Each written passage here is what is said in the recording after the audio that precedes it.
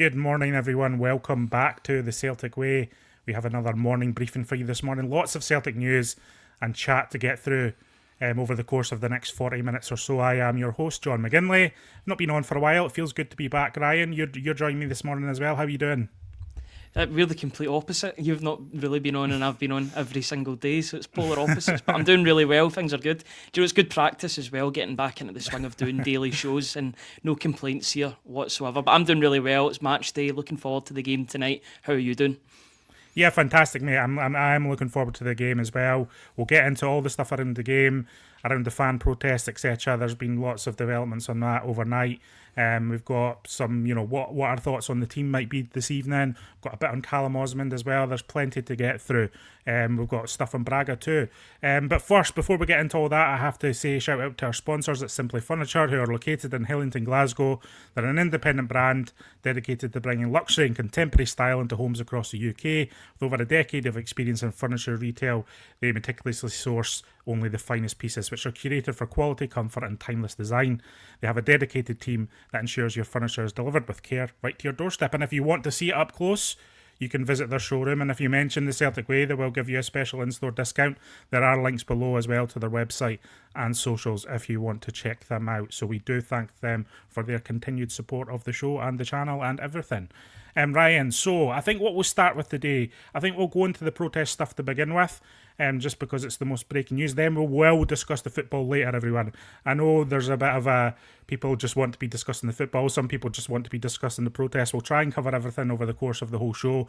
So bear with us if you're waiting for some football chat. But I thought I'd open with the protest because it's a fairly large development. There's been talk of this silent protest all week. It was only 12 minutes at the weekend. It was scheduled to be 29 minutes against Braga this evening, and then 32 minutes against Motherwell on Sunday. The protests against Braga and Motherwell have been postponed, everyone, as a result of the club reaching out to various fan groups, which I'll go into in a moment. But first, I'm going to read out the statement from the Celtic Fans Collective, which is this umbrella organisation encompassing lots of different fan groups that have been active over the last few weeks, as you will be well aware. They released a statement pretty late last night, which said, this evening, the Celtic fan organisations received an invitation from Celtic FC to attend a meeting with the club on Monday, 6th of October, this coming Monday, to discuss ongoing concerns about running of the club. In conjunction with the Celtic Fans Collective, supporter organisations have accepted this invitation. Celtic's representatives will include Michael Nicholson and Chris Mackay. We welcome the club's decision to meet and engage directly on the issues raised. However, we remain under no illusions about the scale of change still required at board level. As a result of this development, the planned continuation of the 3-match silence has been postponed in good faith, in the hope and expectation that supporters will now receive full and honest communication from the club. We thank every supporter who has stood behind this campaign and helped bring the Celtic board to the table. Without this unity, it would not have been possible. It highlights the strength and influence of a united Celtic support. The Celtic Fans Collective will continue its campaign irrespective of the outcome of this meeting, with the clear aim of securing meaningful positive change for the betterment of Celtic Football Club and its supporters. So that was their full statement last night. That came on the back of an email that I've seen that was sent out to various fan organisations. Now, Celtic sent this out they didn't send it to the Celtic Collective as its own thing. They sent it out to 8 supporters groups, which were the Affiliation of Registered Celtic Supporters Clubs, the Association of Irish Celtic Supporters Clubs, Bhoys Celtic, the Ultras Group, the Celtic Disabled Supporters Association, the Celtic Supporters Association, a group called the CSCs from the north of Ireland, the Celtic Trust and the Green Brigade. So the various representation from those groups do exist within the Celtic Collective. Celtic said in the email that they were aware there are issues with a number of recognised fan groups that they've raised collectively and wish to discuss with the club. As it said, the meeting is on Monday, 6th of October at 6 p.m. at Celtic Park. Michael Nicholson and Chris Mackay will attend along with other representatives from the club. Ryan, a lot to unpack there. I've noticed a little bit of cynicism around this from some sections of people who think this is just the club trying to, stave off a PR disaster or whatever it is, or whether how meaningful this communication will be from Celtic. From my perspective, I see this as a win for the Celtic Collective, the Celtic Fans Collective, and just kind of justifies its existence. I think if you look at the silent protest. What were the express aims of the silent protest? It was to get Celtic to talk and to address the open letter that was signed by over 400 fan organisations. So in that sense, the silent protests have worked and were effective. I think, some people conflate the silent protest with forcing change at the club. I don't think that's what it was. I don't think that, they said at the start of doing the silent protest that it was with the express aim of kind of almost bringing Celtic to the table, and that seems to have been what happened. So you have to chalk this one down as a win for the collective with, obviously you have to wait and see what the outcome of the meeting is. Will it be a meaningful meeting? What will the meeting, how will it form? What will be the outcomes? There's all that to come. But for me, this is a kind of cross each bridge as you come to it situation. So in that sense, a positive step forward. Absolutely, completely agree with you. They have brought Celtic to the table, and that was their aim with the silent protest, as you said, to bring Celtic to the table. They've clearly got the club's attention. Their protests, their organised protests and peaceful protests as well, may I add, have worked, which has then brought the attention of the board and the hierarchy at Celtic to now go and discuss matters with the groups, which is great to see, and it shows that when you do protests like this and it is organised and it is coordinated, then you can not force change, but maybe allow change to transpire. It's like you said, it's a small step, it's a small victory at the moment in the bigger picture for the Celtic supporters who want the club to be run a little bit better or a lot better in some cases. But it is a good start, and you're hoping that Monday can be as successful as possible between the fan organisations and the club. I think it's a small victory, but it's a big victory as well, given the fact that there's not been that dialogue between the club and these supporters groups as much. But now we've seen that, and hopefully there can be constructive talks on Monday evening. So it was described in the email as a roundtable discussion, Ryan. So there'll be all sorts of things on the table. I'm assuming the bulk of the meeting will be around the kind of 7 or so questions that were in that open letter that everyone's seen and talked about ad nauseum for the last few weeks. I would imagine that would be the main topics of the discussion. So all sorts of stuff to get into in terms of the summer transfer window, communications, everything. I think the groups are allowed 2 representatives each, so it'll be a fairly large group there discussing. And I would be very surprised, I think the people from the Celtic Fans Collective will be going into this very much with their eyes open, understanding that, this isn't, there's been some characterizations of meetings in the past as tea and biscuit meetings. I would very much doubt that this is a tea and biscuits meeting. I think this is something that, for me, needs to be the start of something bigger, as we all know. And I think the groups involved know that. I guess the question is, do Celtic know that? Is this a meaningful attempt to open dialogue? Again, the group are treating it in good faith, and I think you have to treat it in good faith and see what comes from Monday's meeting. My personal hope is that the minutes are taken by the groups that go rather than Celtic, and that Celtic don't sit on the minutes from the meeting. We've seen, some fan forums have taken place where the minutes have not gone up on the website for months and months and months. I don't think that can happen in this scenario. I hope it's fully minuted and that the minutes are released pretty promptly to the wider support and wider organisations. That would be my hope coming out of Monday. I think transparency is key here, and hopefully we get some of that next week.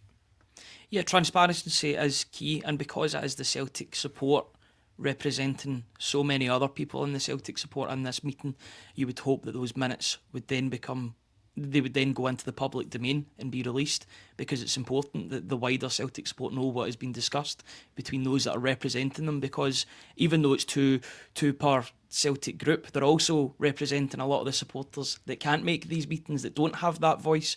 So I would hope that the developments that have been the developments that happen in that meeting are then published and documented and put into the public domain. I think it's really, really important that transparency is there between all parties. Yeah, and I guess it's important to underline there's no sign that there won't be transparency or there won't be minutes taken, etc. I guess that's just my personal wish coming out of it. I think, all signs are that this will be hopefully a positive dialogue opening up between this emerging Celtic Fans Collective movement going forward. Slightly interesting, Celtic didn't really acknowledge the existence of the collective too much. It wasn't to the collective they sent an email, it was to various different fan groups. I wonder if one of the outcomes of the meeting will be that Celtic, start to recognise this Celtic fans collective as a thing. I think that might start to be important going forward too.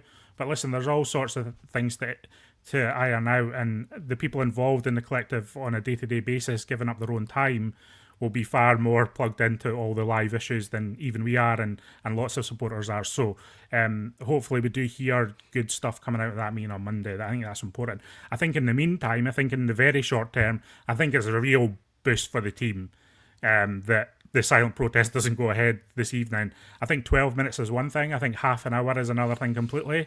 And I think half an hour of silence on a European night at Celtic Park naturally is going to impact the feel and the vibe of the game in some respects. So I'm actually delighted that it's not going ahead. I think it's a good thing for the team as much as anything. I think you heard Kasper Schmeichel talk about this yesterday. You've heard Brendan Rodgers talk about it a lot. Callum McGregor. I think they are professionals and they don't take into account too much of what's going on around them. But the atmosphere is atmosphere, and it can lift players, as we know, and it can lift spirits. And I think just everything going on around the club at the moment, Ryan, I would be very surprised if the crowd weren't even louder tonight than they have been, showing the team that yes, the team, you do have our backing for this big game.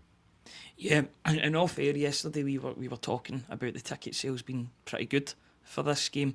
I would imagine there'll be some late tickets bought for this game tonight. I think a lot of people will be up for this off the back of the fact that the protests have been called off.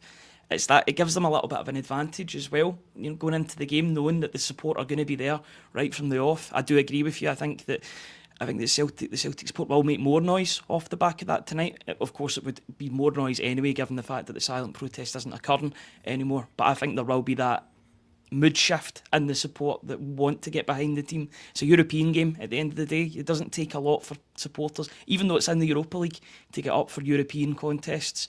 I think the atmosphere will be really good tonight. Hopefully it's as near as full as possible. Understand, even though people will buy their tickets late, it might not be full, but I'm hoping that it's a really vocal crowd tonight and they can really get behind the team, because subconsciously the crowd noise or lack of crowd noise can get to the players. We did see that a couple of years ago when there was no fans present, that it can affect players in the way that they play.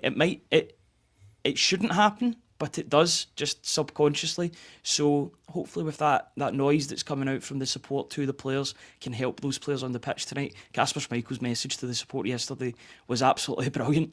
He totally gets it. He knows what the Celtic fans can bring to the table when it comes to atmosphere and noise. So yeah, looking forward to sampling that tonight at Celtic Park. So just on the attendance, I'm intrigued to see what attendance is actually there. So in terms of ticket sales, I think my belief is it's going to be in the mid 40,000s, which I think is pretty good for 5:45 on a Thursday night. Early kick-off. A lot of people have different types of commitments, and in various places it's not an easy kick-off time at all. Mid 40,000s is the sales. I'm wondering, is there an element of, sometimes we see at home games, even when it's kind of sold out, that there is more empty seats than the attendance suggests. And I think that would be in relation to the home cup ticket scheme, and essentially your tickets are automatically purchased, but that doesn't mean that you turn up sometimes. So I'm intrigued to see what it looks like at Celtic Park tonight, what the declared attendance is. You do get declared attendances for UEFA matches, so we will know how many tickets were sold. I think mid-40s is pretty decent. Obviously, massive drop-off from Champions League excitement.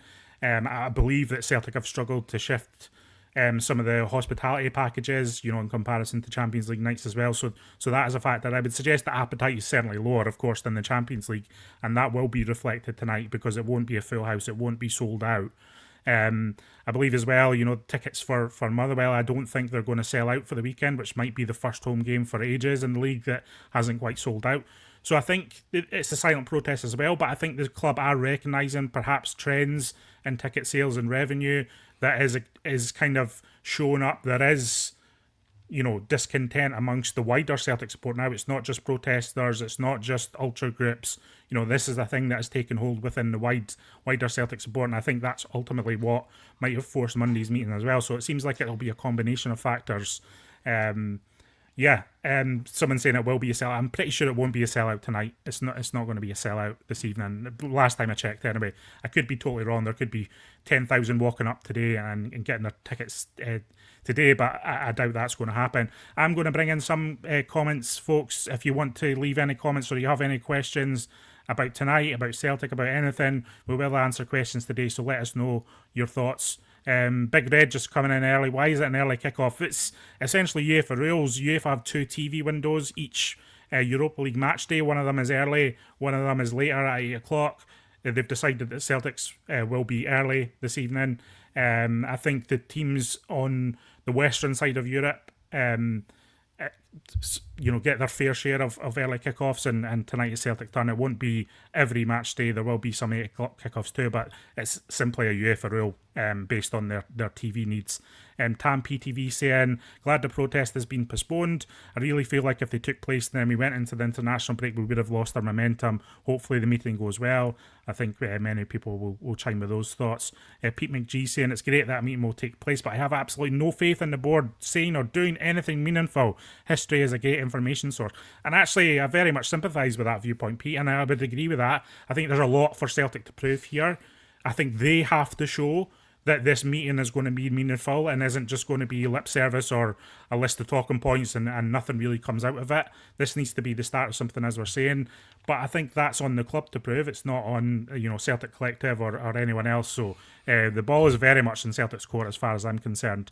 Des Harkins saying this is why this is one of the greatest fan base clubs in the world. No standing by without a voice. And yeah, I do think people have characterised this as Celtic trying to duck a bad evening in terms of the silence, etc. Go into the international break with the kind of heat off, etc. Maybe things will die down over the international break. That's a very cynical viewpoint. I think if the group are treating it in good faith, then I think it deserves to be treated in good faith from the wider support. Hopefully this is the club starting something meaningful, but we don't know if that's going to be the case, Ryan. Yeah, and I think that Celtic will know as well if the meeting doesn't go well between themselves and the fan organisations, the representatives, then it will get worse. Like the protests will get worse. There is pressure on the Celtic board to come in with an open mind and try and resolve some of the problems, both long and short term, that are going on within the club that the fan organisations and the Celtic Fans Collective have brought up in recent weeks. I think it's a success story, and I know I mentioned this in the first sort of point that I was talking about. It's a success story that the Celtic Fans Collective, even though Celtic haven't recognised them as such, the fact that they've brought Celtic to the table shows that their intentions have been, their mobilisation has worked in terms of getting together, meeting up and devising a plan to get Celtic to the table, because it's worked. It's, at the end of the day, their first step of their plan to hopefully making Celtic more efficient and better run has worked, because they've brought the club to the table. But I would agree, or I would argue, that there is still pressure on Celtic's side to deliver in this meeting. Otherwise, these fan groups, and they are all organised and they are talking with each other. You hear about group chats, you hear about this and that, and a togetherness between everybody. If that meeting doesn't go well next Monday, then you will be hearing the next steps on what the supporters will plan to do. So there is pressure, but I think that pressure can help, because it means that things will happen. Yeah, and I think the steering group are meeting on a fairly consistent basis, and I think they met last night to discuss Celtic's email, etc., and discuss next steps. So this stuff is all being debated and discussed behind closed doors.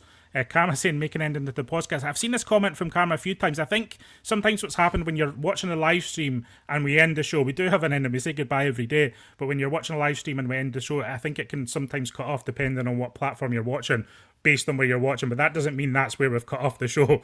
That's just the nature of live streaming sometimes. So I think if you refresh the page and go back to where you're watching, it should come to a natural conclusion. We do say goodbye every day, Kama. I'm just addressing that because I know you've been talking to us a little bit about that over the last few days. And beyond, Ryan, let's talk about the football tonight. Park the fan stuff, park the atmosphere, talk about the football only. Braga no mugs, beat Feyenoord on match day 1. I think Brendan Rodgers very much, given them a lot of respect yesterday in his pre-match media conference, talking about how they'll be very tactically very good, set up in a way that he's familiar with in terms of the way that some Portuguese teams like to play. I think they'll play with a back three a back three in possession with two wing backs kind of bombing on, and it'll be more of a back five when they're out of possession and perhaps defending their own box. He also said they're a team that like to press high, but I think they also have the ability to sit in a bit. I think having that back three with wing backs allows you to then tuck in and be more compact if they need to be defensively. So I'm interested to see what their full setup is this evening. What are you expecting from Braga tonight before we get on to the Celtic team that Brendan Rodgers will deploy? Well, I think the fact that their match day one result was a 1-0 win against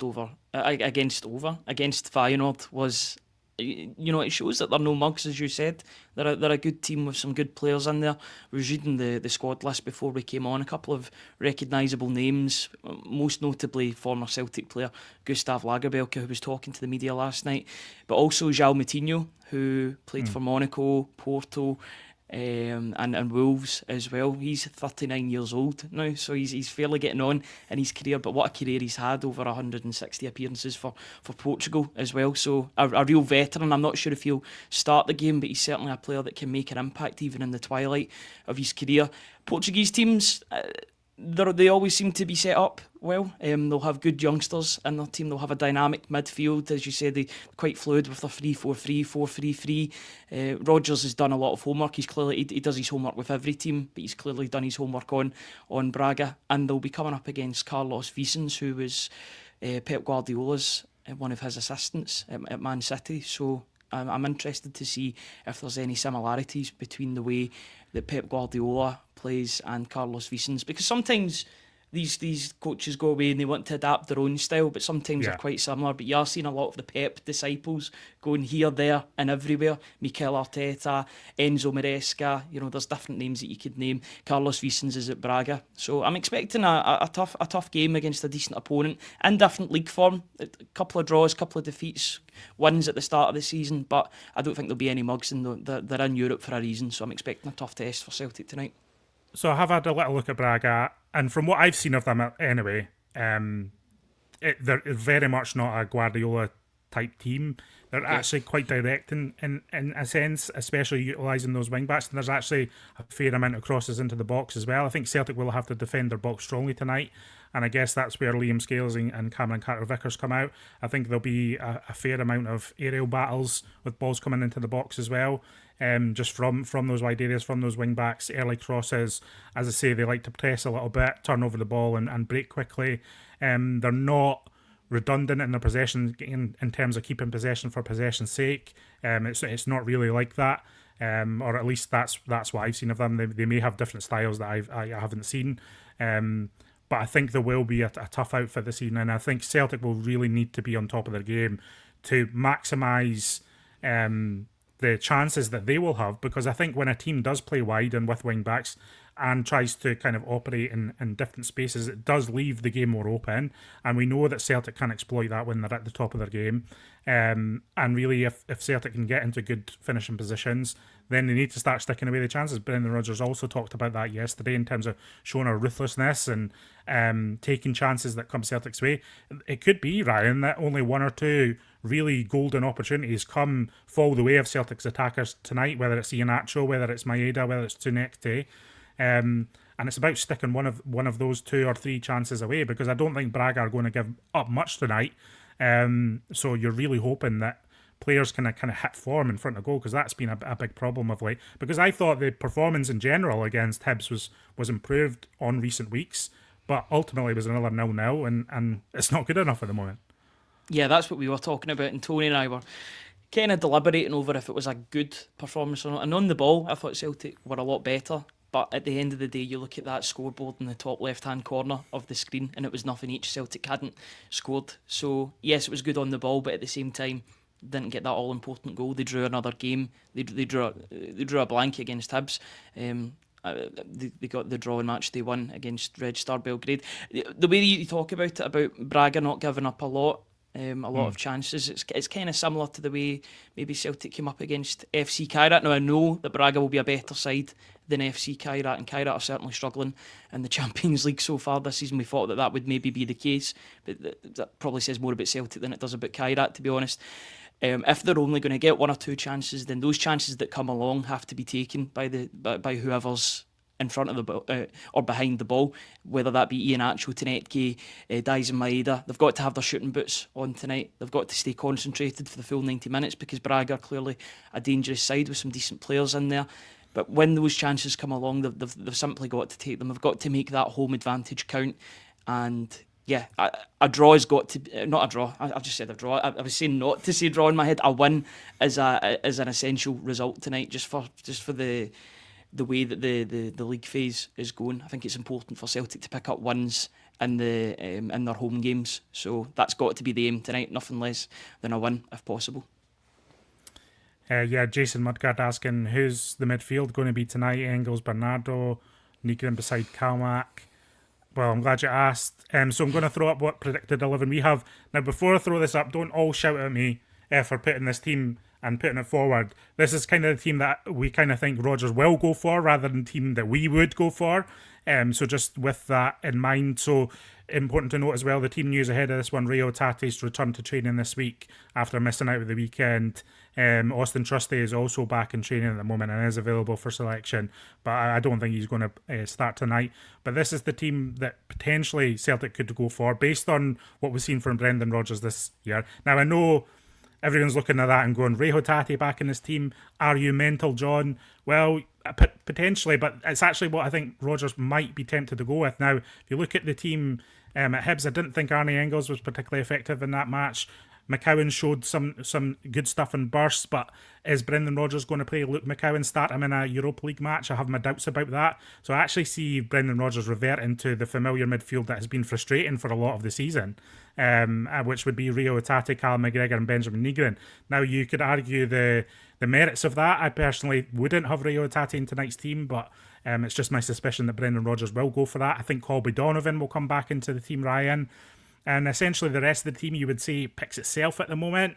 I think Liam Scales is ahead of Austin Trusty. I thought Marcello Sarachi was actually really good at the weekend, so it might be a little bit harsh to drop him for Kieran Tierney, but you would expect Tierney to come in for the Europa League games. And then that front three is probably about Celtic's best at the moment, the best blend that Celtic have right now.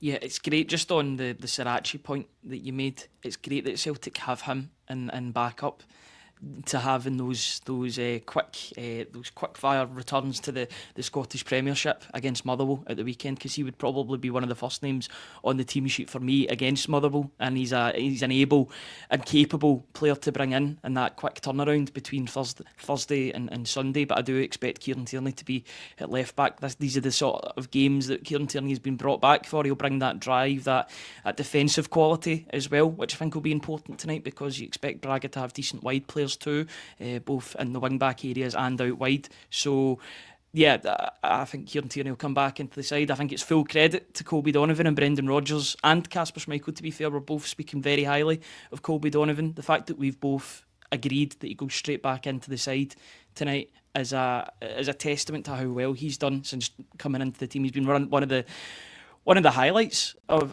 a very mixed season so far. So the fact that we've got another academy player coming to the fore and really taking his opportunity is absolutely brilliant to see.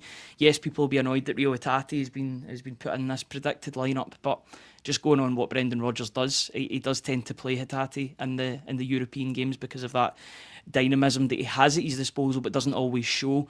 One thing is important: if he does play tonight, he's got to take better care of the ball, and Benjamin Nygren as well, to be fair. But those two have got to take care of the ball tonight when in possession, and then I think the front three really does pick itself at the moment.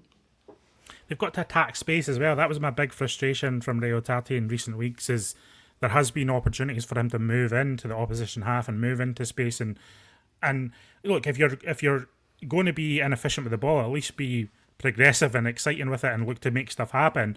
The problem with Rio Tate of late is he's been safe in possession and inefficient with the ball as well. So it's just it's a double-edged sword, if you like. As I say, I think if I was picking the team tonight, probably wouldn't have Rahil Hatate in there. I would certainly be thinking seriously about Sriracha playing as well, because, as I say, I thought he added something at the weekend. But just based on the evidence so far of what Brendan Rodgers put in these matches and Celtic's bigger matches, I do think that will be his midfield three, and I do think he will revert to Kieran Tierney. It was important to know that Colby Donovan wasn't dropped at the weekend.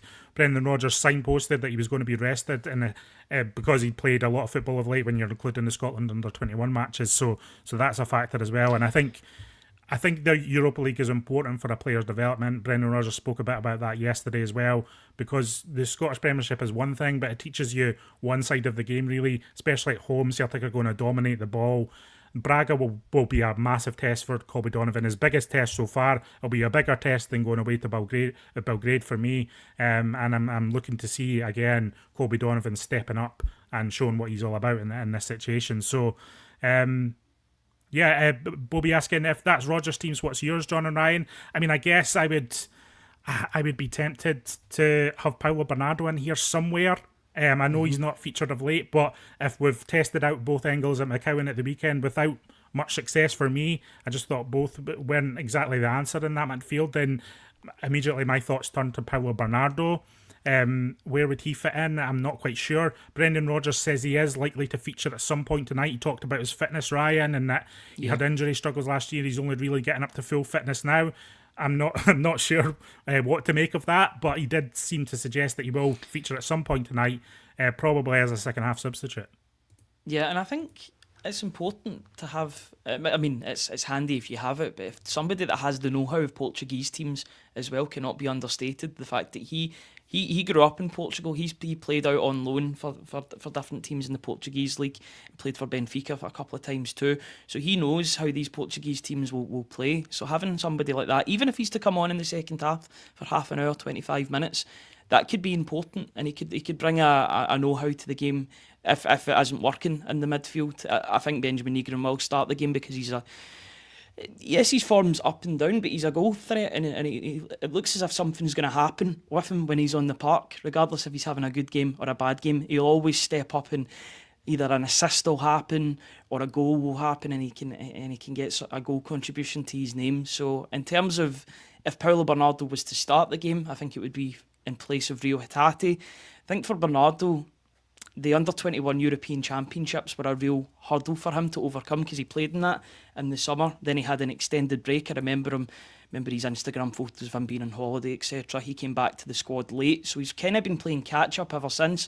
The difference for Benjamin Negron is he came in early in the transfer window, so he was there for essentially the whole of pre-season. So he had that chance to impress Brendan Rodgers in all of the excursions, whether that be to Portugal, to Como. I know Bernardo played some part in maybe the latter stages, but Benjamin Negron took that yellow jersey and he's ran with it, and he's played in a majority of the games this season, and Hatate's a trusted player for Rodgers. So yeah, I'm hoping that now that Brendan Rodgers has said that he's fully fit and ready to feature more this season, that he can get some game time, because we've seen enough over the past couple of years. There's a reason why Celtic signed him permanently, because he can make an impact in games, both in Europe and domestically. I just want to see that consistency, and I want to see him get more game time, because I'm sure there's nobody more disappointed than himself that he's only played 4 times this season, and that's I think that's a driving force for him tonight if he comes on, to show that he's ready to step up and really return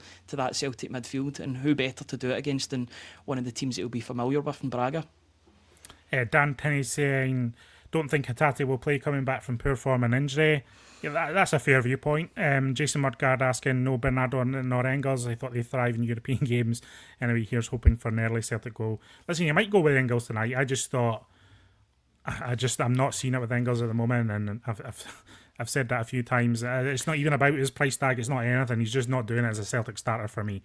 Hazel Finn saying, would love to see Bernardo play more attacking. Yeah, I guess we'll see, Ryan. He could have a different look to the midfield. I think it's recognised that, certainly the Celtic midfield has been one of Celtic's bigger problems this season. I don't think it's really about Benjamin Negron. And listen, I actually thought Callum McGregor was improved at the weekend, and hopefully we can get more of that out of McGregor. McGregor's form has been patchy this season, but there were positive signs from him, I thought, against Hibs. I don't know what you thought, Ryan, that maybe Callum McGregor was coming on to a little bit more of a game, but it's about showing that consistently. It's no good just doing it in a 0-0 match against Hibs, which, by the way, was Hibs' first clean sheet of the Premiership season. Let's not forget that. It's all well and good talking up the performance, saying if we play like that on Thursday, we'll beat Braga, which is what Callum McGregor said after the match. It's all good saying all that, but you have to show it, and that's what we're looking for tonight. Bobby1962 asking, when is AJ due back? So, fairly good news on the AJ and Alistair Johnston front. He's progressing well, and he's expected back in Celtic training in the week building up to the Dundee game after the international break. So he'll only miss a couple of more matches, and I think the expectation at Celtic at the moment is that he will be available for that Dundee match. So that's certainly a positive. I'm sure he'll be managed back into the team gradually. I don't think he'll just be thrown in and kind of just made to play 90 minutes at once, etc. So he will be phased back into the team.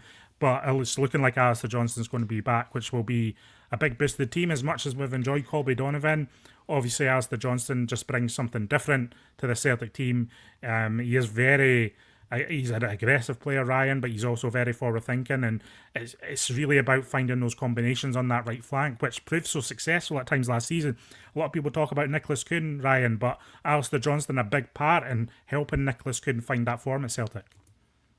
Yeah, and I'll ask everybody to cast their collective minds back to round about the start of August, the middle of August, when Celtic played Falkirk. And I remember after that game, everybody was raving about how good Kieran Tierney and Alistair Johnston were on their respective fullback positions. There was an excitement, and unfortunately, a couple of games later, or it might have even been the next game later, Alistair Johnston had that hamstring injury that's kept him out up until now, which was really disappointing. But I'm looking forward to seeing that balance coming back into the side. As much as Colby Donovan has done well, and I really hope that he starts tonight and gets more European exposure, there will be an excitement when Alistair Johnston comes back, because he's one of the leaders on the pitch. It's not just what he does on the pitch, and he is a very, very capable right back for Celtic, and he's shown that over his 3-4 years at the club. But it's the leadership qualities that he brings both on and off the pitch, and the fact that he, to use one of those colloquial terms, he just gets it as a Celtic player. So it's good to have those players in and around the squad. He'll bring that drive, he'll bring that hunger, and yeah, I'm looking forward to seeing him back in the side, because the early signs looked really good towards the start to the season. It looked really, really up for what Celtic were bringing to the table in all competitions, and unfortunately picked up that injury, but hopefully can get back, get fully up to speed after the international break, and really attack this second portion of the season. And what about Celtic's fringe players, you ask? Well, as you know, the likes of Hayato Inamura, Shin Yamada, Callum Osmand not included in Celtic's European squad, so they won't be featuring at all this evening. Brendan Rodgers asked about two of them yesterday. He was asked about Inamura and Shin Yamada, essentially saying people are ahead of them in the pecking order and that they're not involved, but they're training away. I know Jemai Simpson-Pusey is also training, and he's training regularly with Celtic. None of these players are injured. They're just not getting into squads at the moment. They're just not getting into matchday squads. So it just seems like Brendan Rodgers has preferred options. He was pretty honest about that yesterday. So it's just a waiting game for them, for someone to get injured or someone to really lose form, and they might come into the reckoning. But I guess it's important for them to keep their head down and just keep training. On Callum Osmand, he played for the B team this week again, and is kind of keeping up his match fitness in that regard.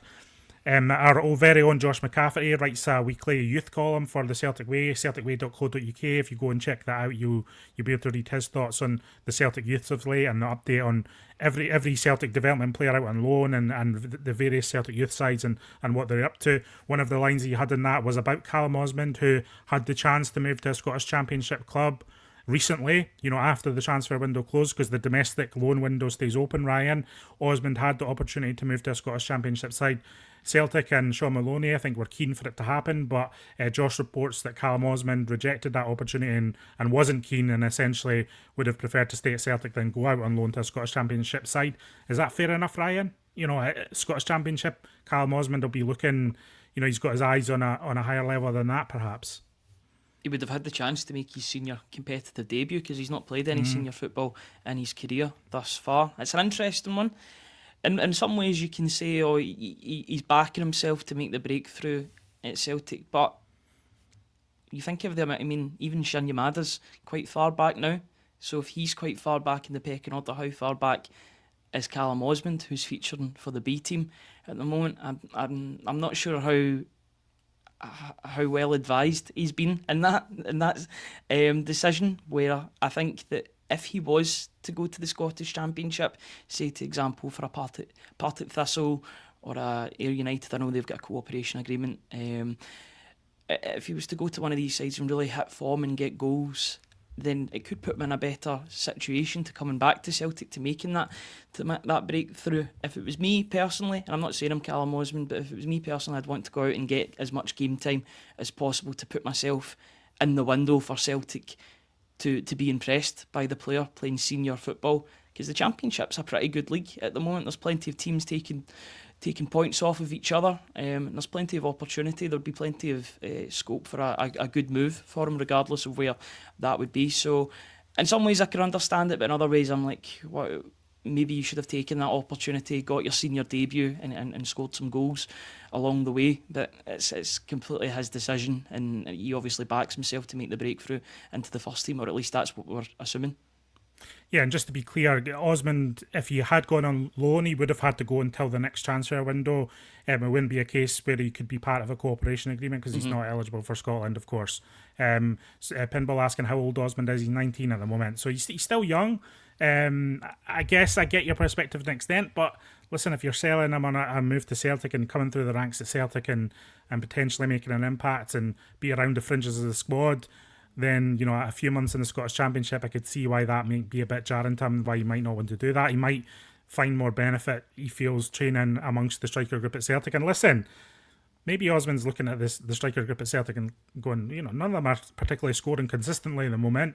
There's question marks around a lot of people. I know Iheanacho's coming in and had a good impact, but he's still to really prove himself as an established starter over weeks and months. And it's hardly the area of the team with the most depth, so maybe he's thinking he can get an opportunity somewhere down the line. I know Johnny Kenny's kind of ahead of both him and Shingamad. I know there still is competition, but I could kind of see that perspective too. I guess it's just the situation that we need to to track, really. I think that was sorry. Yeah. That was the position that I was going to talk about, because even though Kenny is on the subs bench at the moment, I don't think his place is secure at all. I think there will be that rotation between Kenny, potentially Yamada, maybe even Callum Osmand. So maybe he has backed himself and said, if I can force my way through, maybe get a couple of B team games here or there, maybe an injury happens somewhere along the line, then I'll get my opportunity to shine in the first team. I don't think Johnny Kenny, despite signing the new contract, and maybe a lot of people did think that he was going to go out on loan even after signing that deal for whatever reason, or Rodgers maybe decided that he was better served staying at Celtic at the moment, but I don't think that his position is entirely secure, and I think there will be rotation in that striker. One thing is, apart from Iheanacho and potentially Daizen Maeda, I think there's scope for a lot of movement in those backup striker roles. So maybe that's the reason why Callum Osmand hasn't taken them. We won't know the full answer, but it's an interesting story, the fact that he didn't take a loan move to the Championship. And of course, we've just seen Sean McArdle make a move to the Championship as well, to Partick Thistle, so we wish him well. His situation's interesting. I think his contract's actually expiring quite soon, so decisions need to be made with regard to McArdle, and if he impresses, hopefully Celtic can tie him down to a new deal. There's been a little bit of activity on the youth team front of late, so Celtic are looking at that at the moment. I guess back to tonight, the thoughts will all be about tonight, Ryan. A reminder to everyone, it's an early kick-off this evening. It's 5:45 at Celtic Park, and we'll be live and have full coverage. You're going to the game, Ryan. We'll have a pre-match show. I think it will be around 4:30 this afternoon, Ryan, just after the teams are announced, with all the reaction to the team news, and then we'll be back with a full post-match show as well, win, lose or draw regarding whatever happens tonight at Celtic Park. We'll be here to discuss it all. Any other thoughts before we head off for that 4:30 show, which is only in a few hours now, Ryan? Yeah, no, it'll spring up on us very, very quickly. No complaints about that whatsoever. It's match day at the end of the day.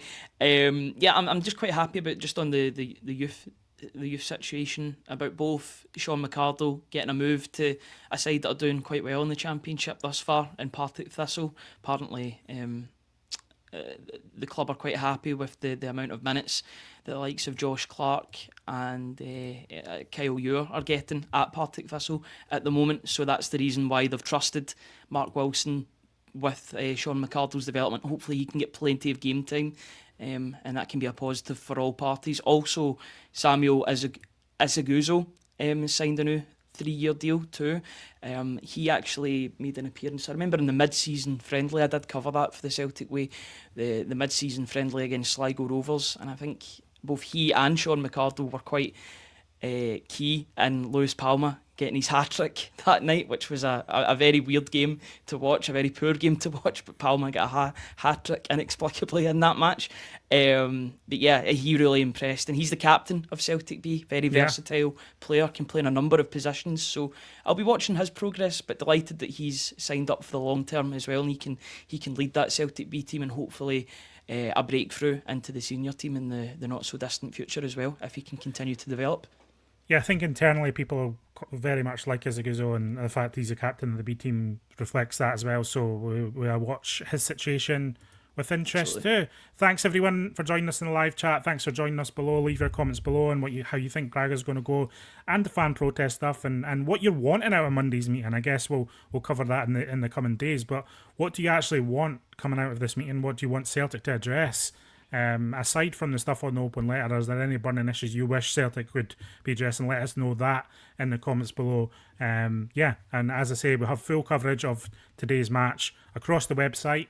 Drop us a £1 subscription. You get 6 months access to all our premium articles, no ads. You get a fancy app. It's very, very nice and slick, Ryan. I would say it was certainly worth £1 for 6 months of access. And, subscribe to the YouTube channel as well. Drop us a like and subscribe and all that good stuff. And we'll be back later on. Thanks for joining me, Ryan. Enjoy your trip to Celtic Park. I will be speaking to you before the match, and you'll be speaking to Tony this evening. But hope you have a good day, and I'll catch you at 4:30. Thanks, guys. Thanks for joining us. Okay, goodbye, everyone. I'll see you next time on the Celtic Way.